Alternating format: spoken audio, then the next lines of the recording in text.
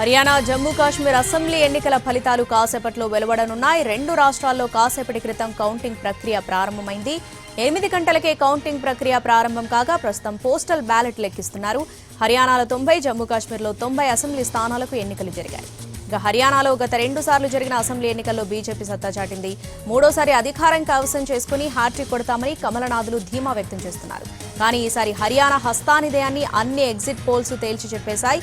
ఇక Jammu కాశ్మీర్లోనూ Congress, national conference కూటమిదే అధికారమని కొన్ని సర్వేలు చెప్పగా హంగ తప్పదని మరికొన్ని సర్వేలు స్పష్టం చేశాయి.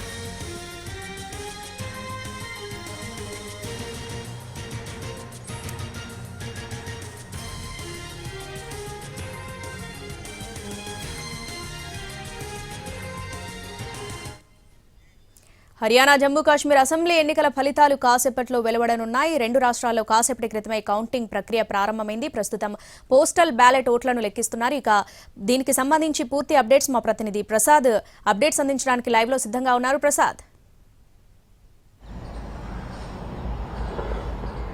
జమ్మూ కాశ్మీర్లోని మొత్తం 20 జిల్లాల్లో 90 నియోజకవర్గాలకు గాను దాదాపు 28 కౌంటింగ్ కేంద్రాలను ఏర్పాటు చేయడం జరిగింది. 5 జిల్లాల్లో ఒక్కొక్క జిల్లాకు 2 కౌంటింగ్ కేంద్రాల చొప్పున మొత్తం 10 కేంద్రాలు, అదేవిధంగా మిగిలిన 5 కేంద్రాలకు ఒక్కొక్కటి చొప్పున మొత్తం 28 కౌంటింగ్ కేంద్రాలను ఏర్పాటు చేశారు. పూర్తి స్థాయిలో కట్టుదిట్టమైనటువంటి భద్రతా వలయాల మధ్య ఈ కౌంటింగ్ కేంద్రాలు ఉన్నాయి. వీటిని పూర్తి స్థాయిలో ఎక్కడ కూడా ఎలాంటి చొరబాట్లు కానీ ఎలాంటి సంఘటనలు కానీ జరగకుండా కూడా ముందస్తు జాగ్రత్తలు తీసుకోవడం జరిగింది.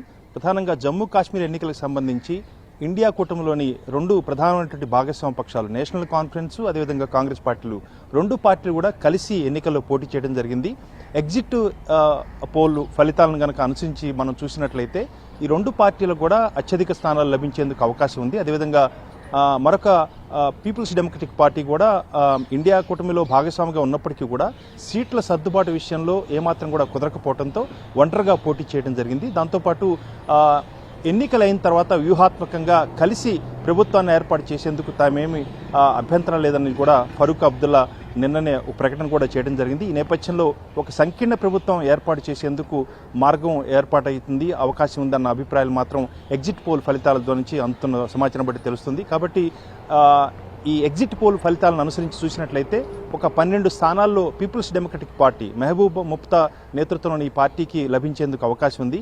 మిగిలిన 40-45 స్థానాల మేరకు ఈ 2 పార్టీలు, ఇటు నేషనల్ కాన్ఫరెన్స్ అదేవిధంగా కాంగ్రెస్ పార్టీ, 2 పార్టీలు కూడా కలిసి ఈ 40-44 స్థానాల వరకు కూడా లభించేందుకు అవకాశం ఉండగా ఫలితాలు చెప్పాయి. కాబట్టి ఈ 3 పార్టీలు కలిసినట్లయితే ఒక బలమైనటువంటి ప్రభుత్వాన్ని ఏర్పాటు చేసేందుకు అవకాశం ఉందని చెప్పి రాజకీయ విశ్లేషకులు భావిస్తున్నారు. అదేవిధంగా ఇండిపెండెంట్లు కూడా పెద్ద ఎత్తున గెలిచేందుకు అవకాశం ఉన్నట్టుగా కూడా ఎగ్జిట్ ఫలితాల్లో తెలిసింది. కాబట్టి ఎగ్జిట్ ఫలితాల్లో ఉన్నటువంటి ఫలితాలను అనుసరించి చూసినట్లయితే ఈవెన్ ఇండిపెండెంట్లు కూడా సంప్రదించేందుకు తాము ఎలాంటి అభ్యంతరం లేదు. వారు కూడా రాష్ట్ర అభివృద్ధికి, రాష్ట్ర అభ్యున్నతి కలిసి పనిచేసేందుకు వాళ్ళు కూడా లక్ష్యంతో ఉన్నారు. కాబట్టి వారితో కలిసి పనిచేసేందుకు తాము అభ్యంతరం లేదు. అయితే వాళ్ళని దేబరించి అడిగేది లేదు అన్న అంశాన్ని మాత్రం చాలా స్పష్టంగా ఫరూక్ అబ్దుల్లా చెప్పడం జరిగింది. కాబట్టి ఏదేమైనప్పటికీ కూడా తాను రంగంలో లేను, తాను ముఖ్యమంత్రిని కాబోను అన్న అంశాన్ని చాలా స్పష్టం చేశారు ఫరూక్ అబ్దుల్లా. సీనియర్ నాయకులు, నేషనల్ కాంగ్రెస్ పార్టీ 86 ఏళ్ల సీనియర్ నాయకుడు మాత్రం శక్తివంతమైనటువంటి బలమైనటువంటి ప్రభుత్వాన్ని ఏ రకంగా ఏర్పాటు చేయాలదే తన ముందున్నటువంటి సమస్య. అదేవిధంగా బీజేపీని ఎట్టి పరిస్థితుల్లోనూ అధికారంలోకి రాకుండా చేయాలన్నది తమ లక్ష్యం అన్న అంశాన్ని ఫరూక్ అబ్దుల్లా స్పష్టం చేయడం జరిగింది. ఈ నేపథ్యంలో లెఫ్టినెంట్ గవర్నరు 5 అసెంబ్లీ అభ్యర్థులను నామినేట్ చేసేందుకు ఉన్న అధికారులను కూడా పరిశీలిస్తుంది అన్న అభిప్రాయంపై పెద్ద వివాదం రేపుతుంది. 90 అసెంబ్లీ స్థానాలు జరిగినటువంటి ఎన్నికల్లో మరొక 5 అసెంబ్లీ అభ్యర్థులను నామినేట్ చేసేందుకు లెఫ్టినెంట్ గవర్నర్కు అధికారాలు ఉన్నాయన్న అంశాన్ని తెరపైకి వచ్చింది. దీనిపై 3 పార్టీలు, నేషనల్ కాన్ఫరెన్స్, కాంగ్రెస్ పార్టీ, అదేవిధంగా పీపుల్స్ డెమోక్రటిక్ పార్టీ, 3 పార్టీలు కూడా అభ్యంతరాలు వ్యక్తం చేస్తున్నాయి. ఫలితాలు ఏ రకంగా ఉంటాయని చూసిన తర్వాత ఎలాంటి పొత్తులతో ప్రభుత్వాన్ని ఏర్పాటు చేయాలనే అంశంపై ఒక స్పష్టత వచ్చే అవకాశం ఉందన్న అంశాన్ని కూడా ముఫ్తీ మహబూద్ తన ట్వీట్ ద్వారా తెలియచేయడం జరిగింది. దాంతోపాటు ఒమర్ అబ్దుల్లా ముఖ్యమంత్రిగా అయ్యేందుకు ఎక్కువ అవకాశాలు ఉన్నాయని వార్తలు వస్తున్న నేపథ్యంలో ఒమర్ అబ్దుల్లా కూడా నేషనల్ కాన్ఫరెన్స్ సీనియర్ నాయకుడు, గతంలో ముఖ్యమంత్రిగా కూడా పనిచేశారు. అన్ని ఊహాగానాలకు మాత్రం ఇప్పుడు మనం తెరతీసేది లేదు. ఫలితాలు వచ్చిన తర్వాత ప్రజల తీర్పు ఏ రకంగా ఉందో చూసిన తర్వాత ఏ రకంగా సర్దుబాటు చేసుకోవచ్చు, అధికారాన్ని పంచుకోవాలనే అంశంపై ఆలోచిద్దామన్న అంశాన్ని స్పష్టం చేయడం జరిగింది.